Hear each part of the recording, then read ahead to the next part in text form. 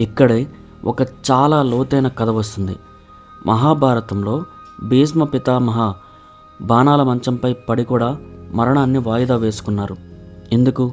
ఎందుకంటే అతను ఉత్తరాయణం కోసం ఎదురు చూశాడు. ఇది కేవలం పురాణ గాథ కాదు. దీని వెనుక ఉన్న ఆలోచన ఏంటంటే, మనిషి జీవితం కాలంతో అనుసంధానమై ఉంది.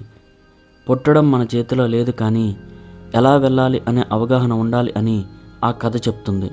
భీష్ముని కథలో అసలు మిస్టరీ మరణం కాదు, కాలాన్ని అర్థం చేసుకున్న జ్ఞానం. మరణానికి టైమింగ్ ఉంటుందా అనే ప్రశ్నకు సమాధానం మనం జాగ్రత్తగా చెప్పాలి. శాస్త్రం ప్రకారం మరణం జీవక్రియ ఆగిపోయినప్పుడు వస్తుంది, కానీ పురాతన గ్రంథాలు చెబుతున్నది వేరే విషయం. అవి మరణం తర్వాత జరిగే ప్రయాణం గురించి మాట్లాడతాయి. ఉత్తరాయణం అనేది వెలుగు వైపు ప్రయాణం అనే ప్రతీక. అందుకే ఆ కాలాన్ని ఆత్మ ప్రయాణానికి అనుకూలంగా చూశారు.